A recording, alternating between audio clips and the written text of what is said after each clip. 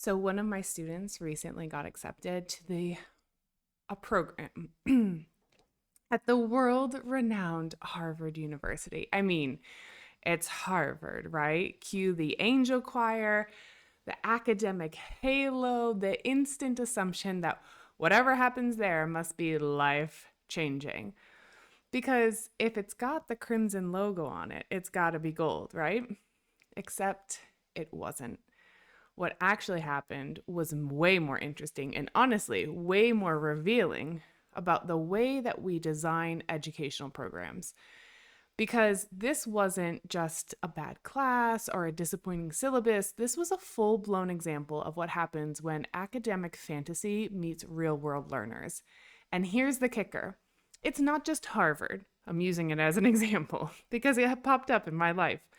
I see this all the time in English language teaching, teachers building these beautiful, over engineered lessons that look great on paper, but don't actually fit the lives of the people that are sitting in front of them. So today, we're talking about expectations versus reality, from the halls of Harvard to the humble ELT classroom, and what happens when educators forget that the students are humans with lives, not empty calendars.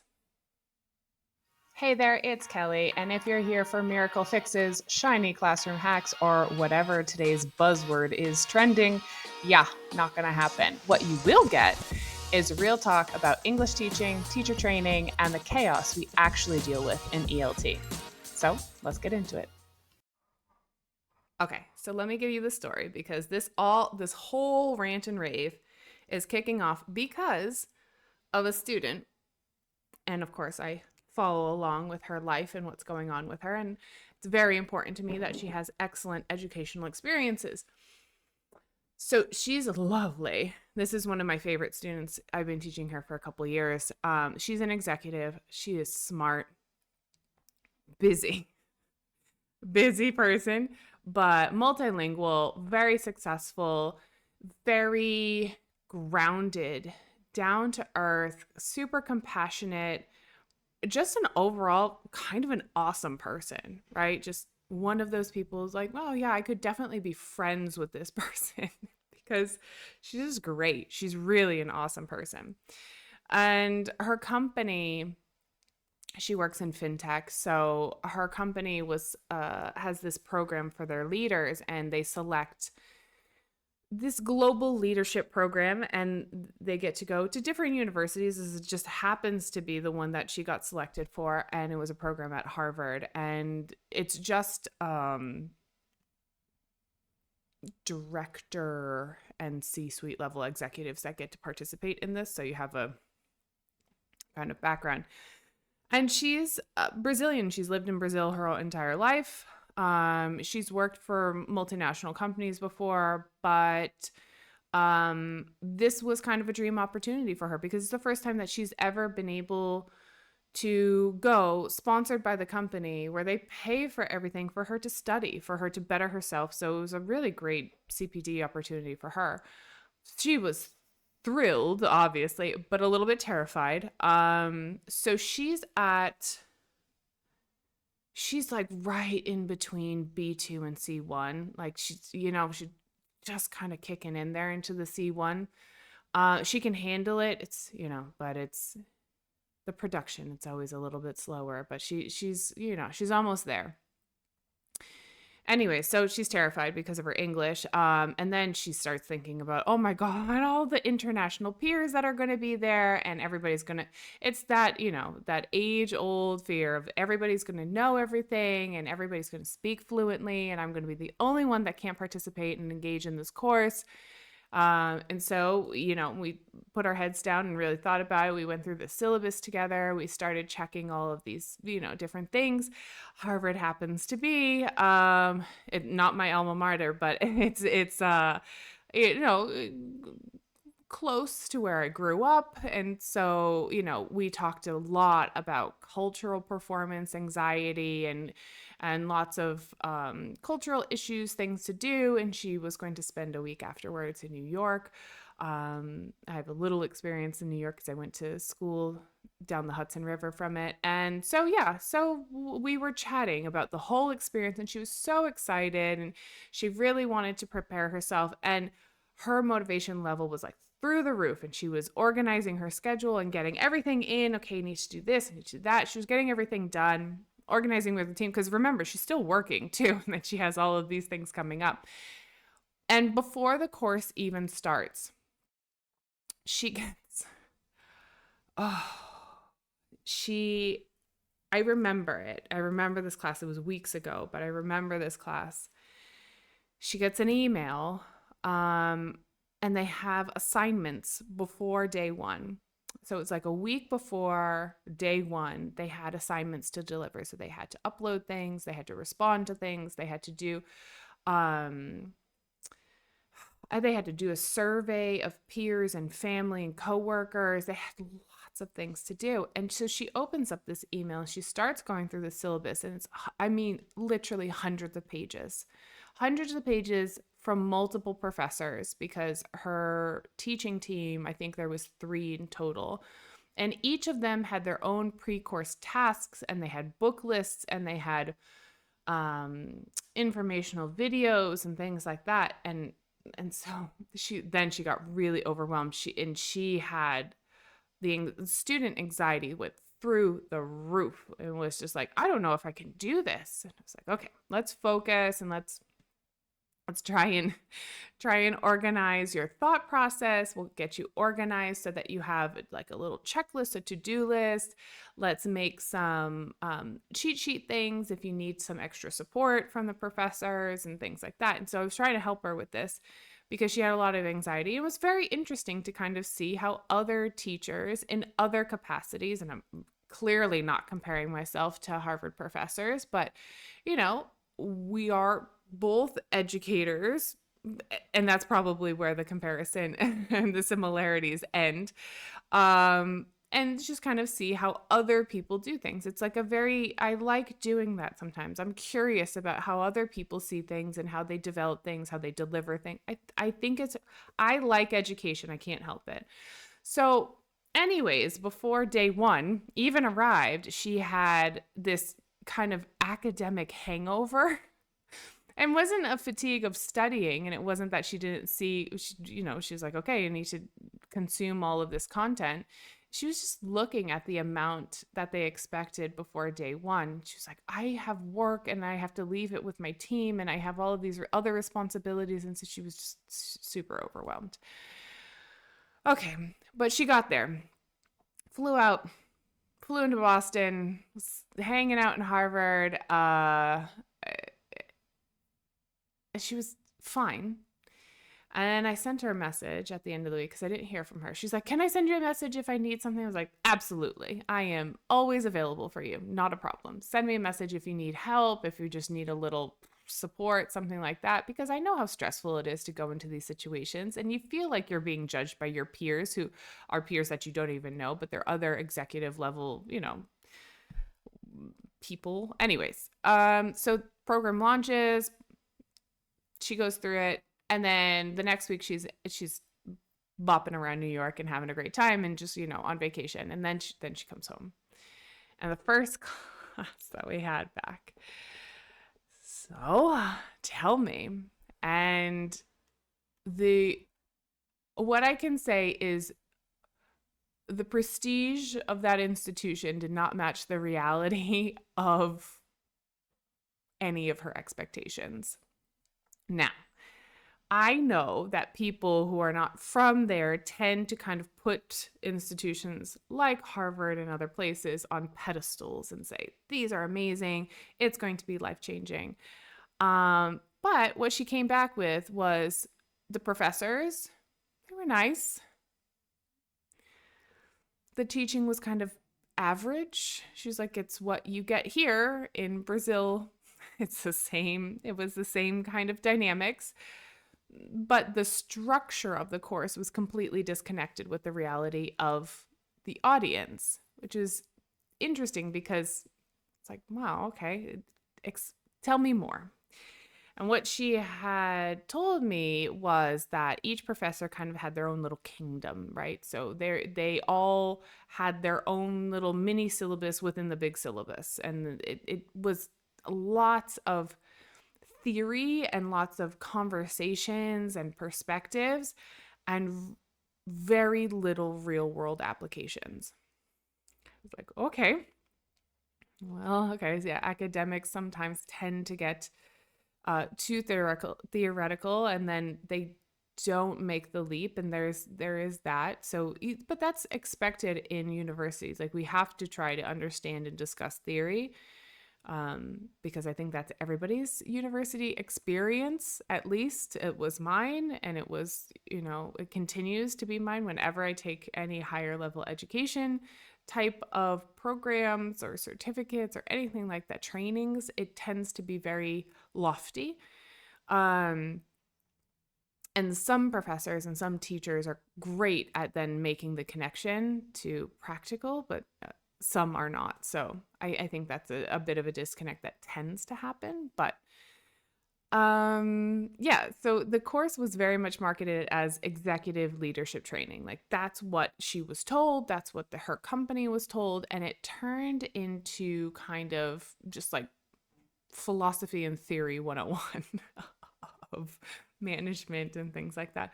And so she was like, well, okay, which is fine, because her on her own, thank goodness, she's a very intelligent woman, and she can make the connections on her own. But the expectation was that the teachers would include something that would be a bit more relatable.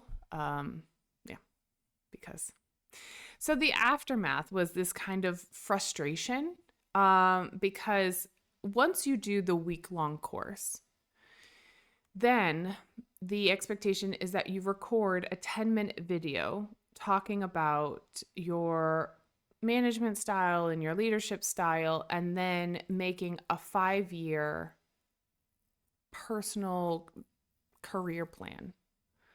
And you have to make a presentation, like slide deck, whatever, and then record it and send it in. And then you have to, there's a couple other things that you have to include with it. And what she told me, this happened last night. This is why I'm recording this episode. What she told me is, she's like, I have to do it today. By the way, she told me this last night because we had rescheduled her class. And she asked me, she's like, hey, can we work on this presentation? Because I'm a little nervous about delivering it. I was like, sure, we can certainly do that. So we were working on it last night, like 8:00 at night. By the way, I said, when do you need to turn this in? She goes, tomorrow. I was like, oh, okay. Then this woman, this is so out of character for her. I was like, how did you wait this long? And she goes, I am not motivated at all to do this, because this doesn't really reflect any reality of mine.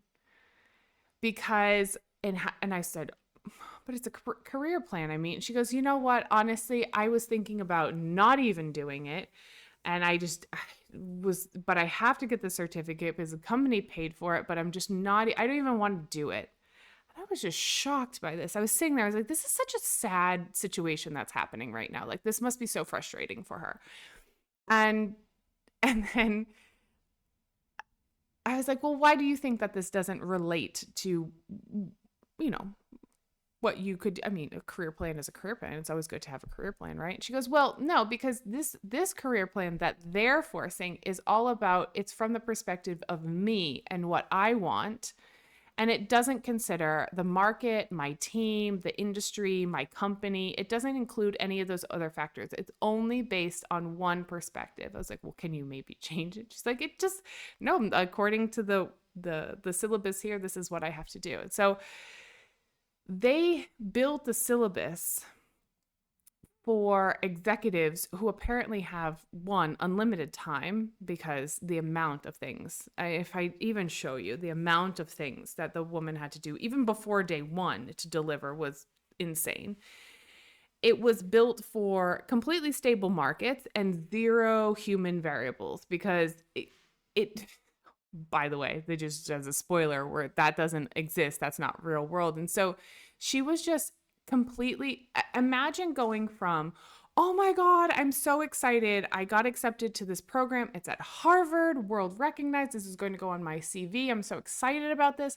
To, I don't even want to finish. Like this has nothing to do with me. I don't want anything to do with this. And so I was like trying to reconcile this in my brain and trying to help her out. But this is a real problem. And I sat there last night after the class and I just took a moment because this is a real problem with academic design. The system assumes a luxury of time and mental space that most adults don't have. I deal with adults. I'm not talking about people who are full-time students or anything like that. I'm talking about people who are trying to study, because this has been my case for the majority of my life, trying to study and work, take care of a household, take care of kids, take care of everything. So this is the reality of a lot of adults. I don't want to say the majority because I don't have the statistics on it, but anybody who's working and trying to study at the same time, they don't have the luxury of time. They don't have the luxury of mental space to just process and think about things. A lot of the time, they have very short gaps in their schedule where they can then do these things. And so when you're a university student or like a full-time student, that learning is your full-time job, and that's great. And I wish that everybody in the world had an opportunity just to have that experience of the only thing I'm responsible for. The only thing I'm responsible for is learning. That would be amazing for everyone to have that experience, but that's not realistic. This doesn't happen. I wish it happened, but it didn't. So when you're an executive, learning is a side hustle. It's squeezed in between those boardroom meetings. It's squeezed in between the burnout and taking care of everything else. And yet, academics, and I'm not trying to hold their feet to the fire. Like I'm not against academics. I do appreciate academics, but they often design like everyone's got an infinite amount of attention span, a library subscription, a lot of books and all sorts of stuff, luxury of time, luxury of mental space. And it's just, you're designing for like the ideal learner. And so what happens is, what is exactly what happened with my student, adult learners get frustrated and they think that they are the failures, that they haven't done what they're supposed to do. And that's not the reality of it. Because professors that, you assign 10 readings and 2 essays and not because it's necessary, but because it's how they were taught to teach. Like, everyone has to go through this rite of passage. This is a rant for me. There might be people that are changing the status quo, but seriously, it still happens all the time. This was her experience at Harvard, and I deal with professionals every day that are getting MBAs and they're taking courses. Like, all of my students also take additional courses. All of them do higher education on a very frequent basis. All of the people that I tend to talk to, this has been their general experience with education. I can see why people get frustrated, because it becomes this cycle of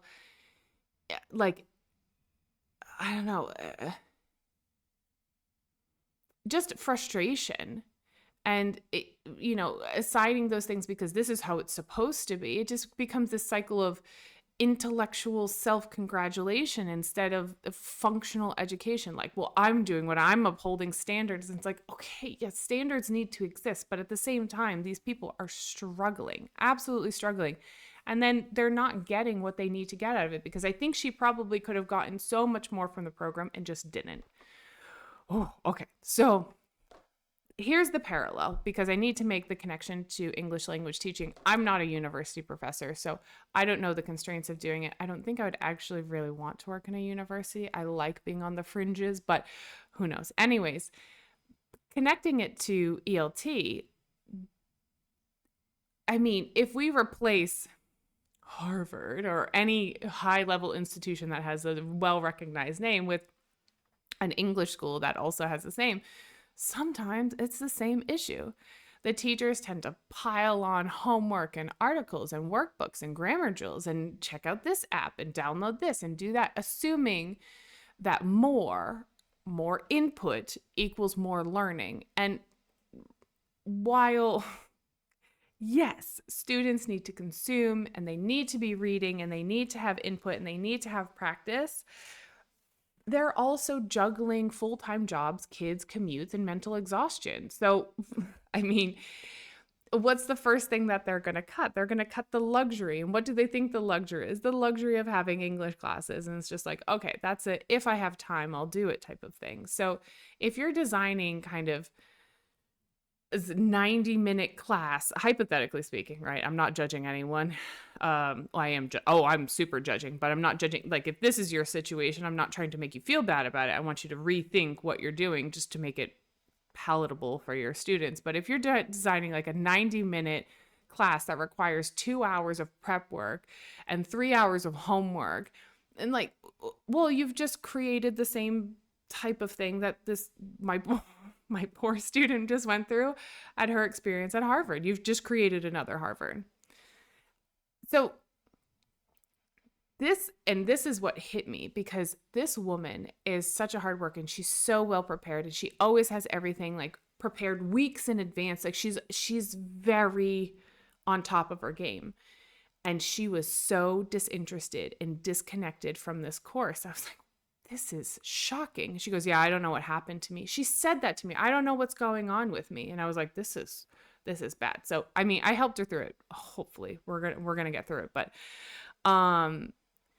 so this disconnection creates disinterest and they just feed each other, and students drop out of courses, not because they're lazy, but because they're just over it. Like they've been sold the results of the course, but they're given these syllabuses that don't really reflect anywhere of getting into that, even that goal. It's not in their reality, their personal goal. And like, this is not the result that they're walking away with. So we often blame motivation, but I really think that this is just an issue of misalignment, because most students don't hate English. They say they do, but they don't hate English. They hate the feeling of failure, especially in a system that doesn't fit them. We can't conform to every individual because every individual is impossible. But if you're out there selling private classes, individual classes, personalized classes, customized classes, whatever adjective you want to use for that, and like, you have to make a system that works for that person, more or less. They have to, it's got to be a little compromise on both ends, but we can't just make the system that is completely disregarding what students are actually going through, because they just hate the feeling of failure. And then they think, I can't learn English. I've heard that in the past month of just, well, side note here. So I've been going to the gym, and then I've been trying to be friendly and take away the resting bitch face. So I try to be friendly with people and say hello and good morning, because that's a very Brazilian, warm and welcoming thing to do. Everybody greets each other. And obviously they figured out, because one of the trainers, I trained with her, we did Muay Thai together. And so she knew that I was American. And anyway, so then it spread. So everybody knows I'm the gringa in the gym now. So that's great, whatever. And everybody asks, they're like, oh, do you give classes? Like, yeah, I'm a teacher. And then it turns into, I immediately, yes, I'm a teacher, response. I hate English. I could never learn. Oh, every single person in the gym. And it's so frustrating for me, because it's like, you are not incapable of learning. You absolutely can learn. The system was just broken, and nobody adjusted it for you. My whole thing is that we need to put relevance at the core of all pedagogy. Like, personalized teaching is not random teaching, and we have to make it very strategically aligned, because we need to understand what's happening in the learner's world. We need to understand their schedule, their priorities, their pain points, what's happening with them. And we also need to be flexible to understand that everybody's going to go at their own pace. That's what's going to happen. Everyone's going to go at their own pace. And some people have higher goals than others, and not everybody needs to be fluent. And some people just need a little bit to get by. And it is what it is. So building tasks that fit the lives of learners instead of competing with the lives of learners and then making them feel bad about it. We can't do that. So if your student's an executive, stop giving them long reading homework because they never do it and then they just feel bad about it. Instead, make them do something that's relatable, like grab an email from their inbox, because I'm sure they've got hundreds of emails in their inboxes, and take a look at it and see what they can pick out and identify things, and then create something from that. I don't know, this is like off the top of my head, but create something from that, because that's learning too, and it doesn't make them feel bad, and it's super practical. Okay, rant kind of over. I'm not done yet, but I've got a few more things to say. I just think that at the end of the day, we need to start asking ourselves as teachers, as educators, and who am I to tell the Harvard professors that they're doing a bad job? But I can tell them one case study of a student that left completely disappointed in the entire process that happened there. Didn't take anything away. It was not willing to even kind of negotiate and go back and, no, I'm just going to finish this so that I had to motivate her to finish it. That's the worst thing that can happen to a student, that they don't even want to finish what they started, that they were so motivated to do because of what developed and transpired in the course. So let's ask a few questions, Does this fit my intended learner's week or schedule or current routines? Or am I just hoping that magically at some point they're going to be able to reprioritize things? But does it actually fit? Like, who is my learner and what's their reality? And will this be something that they can actually engage with? 2, does this help them communicate better today? Not someday. I'm talking about English stuff, obviously. Sorry. So disconnect from regular education. I'm talking about very specifically English language teaching.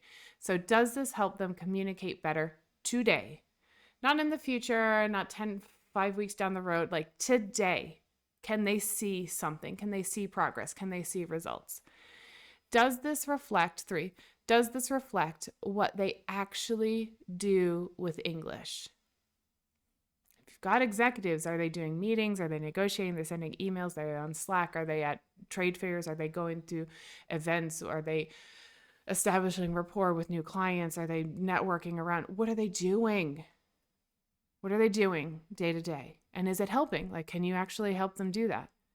Well, they might do it in future positions. Great, but they still have to excel in their current position to be considered for those future positions. So you can sprinkle in future opportunities. You can, sprinkle in future wishes, but you have to make them function in whatever they're functioning now and whatever they need to function in the capacity they need to function in now. Because teaching isn't about how much you can give. It's about how much your students can actually use. So I promise I'm wrapping up. But when my student came back from Harvard, she wasn't bragging, and she should have been. She should have been bragging, because that's a great opportunity. But she was disillusioned. She said, I thought that this was going to be a huge deal for me. I thought it was going to change a lot of my perspective, and it didn't. It did for me. Changed a lot for me.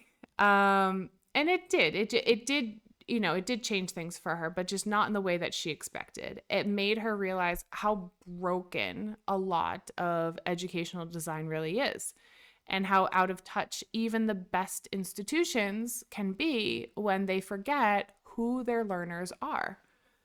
So here's the takeaway. She didn't fail Harvard. Harvard failed her. And in our world, in ELT, we need to stop making the same mistake. if we are, because I think that sometimes we are, because our job is not to impress students and be, oh, you're amazing. It's to connect, to understand, to make learning fit into their lives, their real lives, what actually happens with them. Because prestige doesn't equal pedagogy. Relevance does. That's it for today. If you want more, I've got binge-worthy playlists right here on the channel. You can also grab some resources at kellypenningtonelt.com, Instagram at kellypenningtonelt, and yes, even LinkedIn, where I do my best impression of being professional. Links below. See you in the next one.